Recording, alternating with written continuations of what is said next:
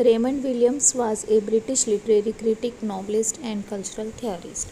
Raymond Williams एक British critic थे, novelist और कल्चरल थियरिस्ट थे. He was born in 1921 in Wales and died in 1988. Williams is known as one of the founders of cultural materialism and a key figure in cultural studies. Cultural materialism के founder और cultural studies के अंदर एक की figure के तौर पर जाने जाते हैं. Challenged traditional ideas of literature and focused on how culture is connected to society, class and power. Literature के ट्रेडिशनल आइडियाज़ को चैलेंज किया और फोकस किया कि किस सोसाइटी, क्लास और पावर से कनेक्टेड है.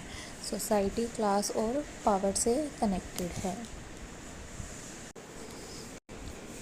रेमंड विलियम्स ने किस तरह से जो लिटरेरी ट्रेडिशनल आइडियाज़ थे उनको चैलेंज किया. ट्रेडिशनल आइडियाज़ के अकॉर्डिंग या ट्रेडिशनल व्यूज़ के अकॉर्डिंग लिटरेचर को हाई कल्चर या एलाइट कल्चर लिटरेचर माना जाता था.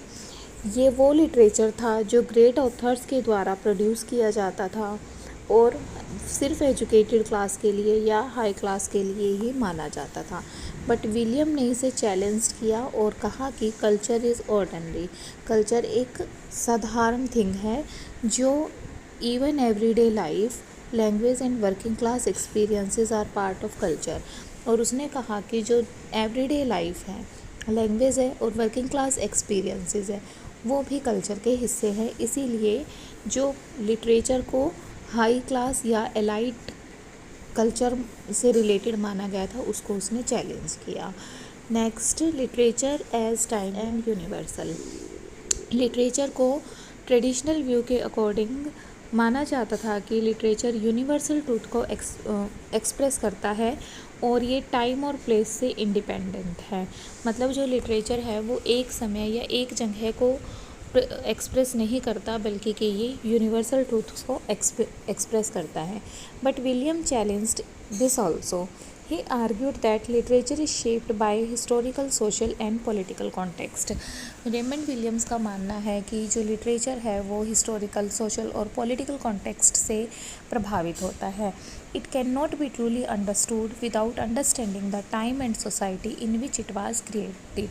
किसी भी लिटरेचर को, किसी भी लिटरेरी वर्क को समझने के लिए उस टाइम की ऐतिहासिक और सामाजिक परिस्थितियों को समझना आवश्यक होता है, क्योंकि उस टाइम को समझे बिना किसी भी लिटरेचर के वर्क को समझना इम्पॉसिबल है.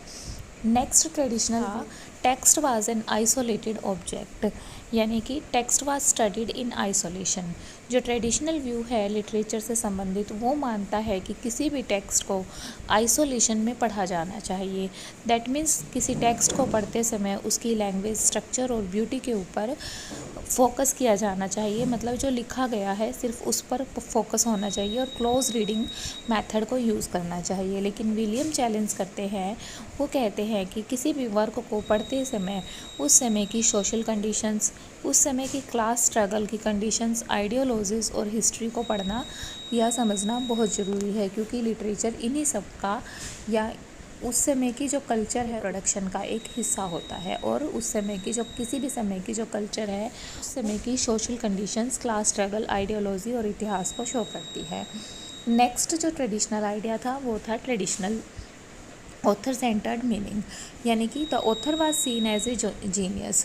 ऑथर को एक जीनियस माना जाता था और meaning of text come from the author's intention. और किसी भी लिटरेचर के वर्क, लिटरेरी वर्क का जो मीनिंग था वो ऑथर की इंटेंशन पर आधारित होता था. लेकिन रेमंड विलियम्स ने एम्फेसाइज किया कि जो मीनिंग्स हैं वो सोसाइटी के अंदर फॉर्म होते हैं and are interpreted by readers who live in specific cultural settings. और हर समय पर ये रीडर्स के द्वारा, अलग अलग रीडर्स के द्वारा इंटरप्रेट अलग अलग ढंग से किए जाते हैं, क्योंकि जिस भी समय में एक रीडर इसको पढ़ता है उस समय की स्पेसिफिक कल्चरल सेटिंग्स जो है या कंडीशंस जो है वो किस तरह के, उसी के अकॉर्डिंग किसी भी वर्क का मीनिंग समझा जा सकता है. Fixed canon of great works. Traditional view मानता था कि कुछ सर्टेन ग्रेट राइटर्स या ग्रेट वर्क्स ही होते हैं जो कि एलाइट ऑथर्स के द्वारा लिखे जाते हैं. Mostly white, male and western. अधिकतर जो ऑथर्स होते थे उन्हें वो वाइट रेस से होते थे, मेल होते थे और वेस्टर्न होते थे, और उन्हीं के वर्क्स को स्टडी के लायक माना जाता था। लेकिन रेमंड विलियम्स ने इसे चैलेंज करते हुए कहा कि सभी कल्चरल एक्सप्रेशंस, इवन पॉपुलर और working class literature, deserve attention, कि कोई भी जो वर्क है, लिटरेरी वर्क है, उसको पढ़ना बहुत ज़रूरी है। He expanded the literary canon to include new voices. उसने लिटरेरी कैनन को एक्सपेंड किया ताकि न्यू वॉइसेस या न्यू ऑथर्स को भी इम्पोर्टेंस दी जा सके। Next, traditional view, literature should teach morality and preserve tradition. Next view था, ट्रेडिशनल जो व्यू था लिटरेचर से रिलेटेड, कि मोरालिटी और को पढ़ाता हुआ होना चाहिए कोई भी लिटरेरी वर्क, और ये ट्रेडिशन को प्रिजर्व करता हुआ होना चाहिए। लेकिन विलियम ने इसे चैलेंज करते हुए कहा कि literature should question authority and reveal hidden power structure. It can challenge dominant ideology instead of spotting them. Raymond Williams का मानना था कि जो लिटरेचर है वो किसी समय की जो अथॉरिटी है, सत्ता है या पावर स्ट्रक्चर के अंदर हिडन थिंग्स हैं उनको रिवील करता हुआ होना चाहिए, और it can challenge dominant ideologies instead of spotting them. ये जो उस समय की प्रमुख अवधारणाएं हैं उन्हें चैलेंज कर सकता है बजाय कि उन्हें स्पॉट करने के। जैसे किसी समय की रिलीजियस कंडीशंस को ज़रूरी नहीं है कि जो एक लिटरेरी वर्क है वो उसको स्पॉट ही करें, मे बी कि वो उसको चैलेंज कर दे। Separation of culture from politics.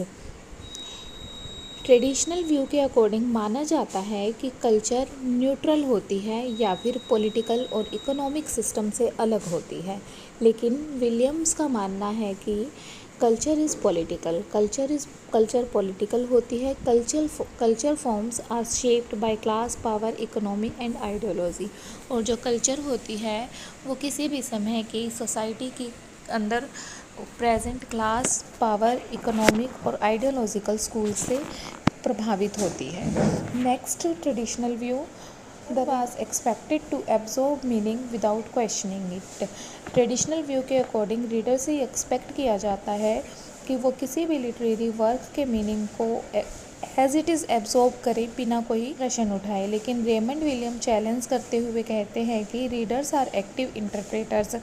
जो रीडर्स हैं वो एक्टिव इंटरप्रेटर्स होते हैं, influenced by their own social and cultural position, और वो खुद की सोशल और कल्चरल पोजीशन से कहीं ना कहीं प्रभावित होते हैं, और इसीलिए ऐसा नहीं हो सकता कि जो रीडर्स हैं वो एब्सॉर्ब करें मीनिंग को बिना किसी प्रश्न को उठाए उस पर। Hence, Raymond Williams challenged the traditional ideas of literature and focused on culture that was based on society, class and power. Now let us see his background and influence. William came from a working class background. Raymond Williams एक working class family से belong करते थे and studied at Cambridge University. उनकी education Cambridge University से थी। He was influenced by Karl Marx. वो Karl Marx, Louis Althusser और Antonio Gramsci से प्रभावित थे। And many of his ideas are based on Marxist theory. इसी वजह से उनके बहुत से आइडियाज़ मार्क्सिस्ट थ्योरी पर आधारित है। ही believe literature should not read in isolation. सिर्फ लिटरेचर के अंदर जो टेक्स्ट है उस पर आधारित होकर उसे नहीं पढ़ना चाहिए, बल्कि कि इसे सोशल, पॉलिटिकल और हिस्टोरिकल कॉन्टेक्स्ट को ध्यान में रखते हुए पढ़ना चाहिए। He worked with thinkers like E P. Thompson and Richard Hoggart. उन्होंने ई.पी. थॉमसन और रिचर्ड होगार्ट जैसे थिंकर्स के साथ वर्क किया and help develop the new left movement in Britain. और उन्होंने न्यू लेफ्ट मूवमेंट को डेवलप करने में हेल्प की। न्यू लेफ्ट मूवमेंट यानी कि वामपंथी आंदोलन। जो न्यू लेफ्ट था वो इक्वेलिटेरियनिज़म या इगैलिटेरियनिज़म के अंदर विश्वास रखता था, और ये बहुत से सामाजिक मुद्दों जैसे कि abortion right, gender rights, gay rights जैसे मुद्दों के फेवर में बात करता है। तो ये Raymond Williams new left movement को डेवलप करते हैं और न्यू लेफ्ट के ही फेवर में थे ये। His major works are Here are some important works. First is Culture and Society. Culture and Society was published in 1958. This book shows the idea of culture change in England from the Industrial Revolution to 20th century. Culture and society 1958 में publish हुई। ये book show करती है कि England के अंदर culture की जो कंसेप्ट थी वो इंडस्ट्रियल रिवॉल्यूशन से लेकर 20th सेंचुरी तक काफ़ी बदलती गई। लॉन्ग रिवॉल्यूशन नाम की बुक 1961 में पब्लिश हुई। In this William explains how democratic changes in society also culture and education. इस बुक में रेमंड विलियम्स ने एक्सप्लेन किया कि किस तरह से जो डेमोक्रेटिक चेंजेस थे उन्होंने सोसाइटी को प्रभावित किया, सोसाइटी को बदला और उसके अंदर कल्चर और एजुकेशन से रिलेटेड बदलाव भी लेकर आए। Next is keywords. Keywords is a vocabulary of culture and society. Culture and society के लिए वोकैबुलरी लिखी गई जिसे कीवर्ड्स नाम की बुक में पब्लिश किया गया। ये 1976 में आई। In this book he gives definition of important cultural terms. इस बुक में रेमंड विलियम्स ने कुछ इम्पोर्टेंट कल्चरल टर्म्स की डेफिनेशंस दी, जैसे कि कल्चर की, डेमोक्रेसी की, क्लास की और ट्रेडिशन की। His next work, Marxism and Literature, was published in 1977. He explains his theory of cultural materialism and how literature reflects and shapes ideology. In this book, he explains the theory of cultural materialism. इस book में Raymond Williams ने cultural materialism theory को explain किया Marxism and literature नाम की book में, और वर्णित किया कि किस तरह से लिटरेचर विशिष्ट आइडियोलॉजीज़ को शेप करता है। Television, technology and cultural form 1974। Television, technology and cultural form 1974। He studies how media specially television affect culture and everyday life. इस बुक में उन्होंने बताया कि मीडिया, विशेष तौर पर टेलीविज़न, किस तरह से कल्चर को और एवरीडे लाइफ को प्रभावित करता है। की कंसेप्ट्स बाय रेमंड विलियम्स के द्वारा दी गई कुछ कंसेप्ट्स। फर्स्ट है culture. William said culture has 3 meanings. Raymond Williams ने कल्चर के 3 मीनिंग्स बताए हैं। फर्स्ट है general process of human development. वो कहता है कि कल्चर मनुष्य की डेवलपमेंट की एक जनरल प्रोसेस है, यानी कि मनुष्य का विकास किस तरह से होता है ये उसकी कल्चर को शो करता है। A particular way of life of a people और पीरियड। दूसरा है कि कल्चर क्या होती है, किसी विशिष्ट समय पर किसी लोगों के द्वारा जीवन जीने का जो पर्टिकुलर तरीका है वो उस समय की कल्चर है।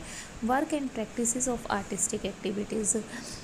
Work and practice of artistic activities के जो वर्क हैं वो भी कल्चर को शो करते हैं। ही believe culture is not only art और लिटरेचर। वो मानता है कि कल्चर ना सिर्फ आर्ट या लिटरेचर है but also everyday life, habit and language, बल्कि ये हर रोज़ की लाइफ है, हैबिट है और लैंग्वेज है। Cultural materialism. Next is cultural materialism. Cultural materialism studies literature and culture with A focus on cultural materialism के अंतर्गत लिटरेचर और कल्चर को हिस्ट्री, सोसाइटी और पावर स्ट्रक्चर्स को ध्यान में रखते हुए समझा जाता है। यानी कि कल्चरल मटेरियलिज्म लिटरेचर की और कल्चर की स्टडी करता है, लेकिन हिस्टोरिकल, सोसाइटी और पावर स्ट्रक्चर्स कॉन्टेक्स्ट के साथ साथ। It combines Marxism with literary analysis. ये मार्क्सिज्म को लिटरेरी एनालिसिस के साथ कंबाइन करता है। William said literature is not above society. William कहता है कि जो लिटरेचर है वो सोसाइटी से ऊपर नहीं है, बल्कि कि जो सोसाइटी है वो प्राइमरी है। It is shaped by and shape society. ये सोसाइटी से ही शेप होता है, सोसाइटी से ही बनता है। लिटरेचर सोसाइटी से बनता है और सोसाइटी को बनाता है बदले में। Next is structure of feeling. Structure of feeling The term means the emotional experience of people in a particular time and society. Structure of feeling शब्द से अभिप्राय है किसी विशेष समय या विशेष समाज के अंदर लोगों के जो इमोशनल एक्सपीरियंस है कि लोगों के क्या इमोशनल अनुभव है। It is not fully formed like an ideology. ये किसी अवधारणा की तरह से पूर्णतः विकसित नहीं है, but it reflects how people feel and live in a changing society. लेकिन ये दिखाता है कि किस तरह से एक बदलते हुए परिवेश के अंदर लोग क्या फील करते हैं और किस तरह से रहते हैं। It is seen in literature, drama and art. Before it become part of official culture. Official culture की फॉर्म लेने से पहले भी स्ट्रक्चर ऑफ फीलिंग को लिटरेचर, ड्रामा और आर्ट के अंदर देखा जा सकता है। Next, dominant, residual and emergent culture. अब है कल्चर के 3 तरह के जो फॉर्म है। पहला है dominant culture, next residual culture और थर्ड एमर्जेंट कल्चर। ये 3 लेयर्स के तौर पर जानी जाती है कल्चर की। पहली है dominant, the main ruling culture supported by government and institution. ये मुख्य और रूलिंग कल्चर होती है जिसे गवर्नमेंट और इंस्टीट्यूशंस का सपोर्ट होता है। Next is residual, old culture values still surviving from the past. ये वो ओल्ड कल्चरल वैल्यूज़ हैं जो पास्ट से अभी तक भी सर्वाइव करती हैं, इसीलिए इन्हें रेसिडियल या अवशिष्ट कल्चर कहा जाता है। और एमर्जेंट कल्चर होती है वो न्यू वैल्यूज़ या न्यू प्रैक्टिसेस जो अभी अभी ग्रो करना स्टार्ट कर चुकी हैं and often in opposition to dominant ones. आमतौर पर ये डोमिनेंट कल्चर के ऑपोजिशन में होती है। नेक्स्ट है Raymond Williams and literature. He said literature is studied with its social and historical context. Raymond Williams का मानना है कि लिटरेचर को सोशल और हिस्टोरिकल कंटेक्स्ट को ध्यान में रखते हुए स्टडी करना चाहिए। He believed that language form and content in literature reflect deeper social structure. वो कहता है कि जो लैंग्वेज फॉर्म और कंटेंट है वो डीपर सोशल स्ट्रक्चर्स को रिफ्लेक्ट करता है। He rejected the idea of art for art sake and said all writing is political. वो आर्ट फॉर आर्ट शेक में विश्वास नहीं रखता और उसका मानना है कि सभी लिटरेरी वर्क पॉलिटिकल होते हैं। His approach laid the foundation for cultural leftist criticism. उसकी जो विचार थे उन्होंने कल्चरल स्टडीज़ को और लेफ्टिस्ट क्रिटिसिज्म को फाउंड किया। उन्होंने बॉर्डर कंट्री और सेकेंड जनरेशन जैसे नावल भी लिखे। This novel focus on working class life. ये नावल वर्किंग क्लास लाइफ पर फोकस करते हैं, सोशल चेंज पर फोकस करते हैं और पर्सनल आइडेंटिटी पर। If we talk about Raymond Williams legacy, Raymond Williams a printer, key thinker in English literature study, media and communication studies and cultural theory. Raymond Williams को मुख्य तौर पर जाना जाता है इंग्लिश लिटरेचर स्टडीज़ के लिए, मीडिया और कम्युनिकेशन स्टडीज़ के लिए और कल्चरल थियोरीज़ के लिए। His idea are still widely used in. उसके आइडियाज़ को पोस्ट कॉलोनियल स्टडीज़ में, फेमिनिस्ट स्टडीज़ में और मार्क्सिस्ट क्रिटिसिज्म में यूज़ किया जाता है। He made it clear that culture is not something separate. वो कहता है कि कल्चर कोई नहीं है बल्कि वो हमारे दैनिक जीवन का ही एक हिस्सा है। It is a part of everyday life. And these are some important quotation from Raymond Williams. First is culture is ordinary. Raymond William का मानना था कि कल्चर किसी एलाइट वर्ग का ही हिस्सा नहीं है बल्कि कि ये एवरीडे पीपल और एवरीडे लाइफ का हिस्सा है, इसीलिए उसने कल्चर को ऑर्डिनरी कहा।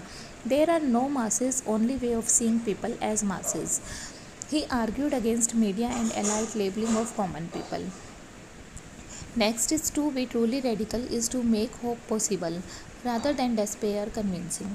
To be truly radical, वो कहता है कि कंप्लीट वास्तव में रेडिकल होने का है किसी होप को पॉसिबल बनाना बजाय कि डेस्पेयर कन्विंसिंग के, बजाय कि किसी कन्विंसिंग निराशा को अपनाने के।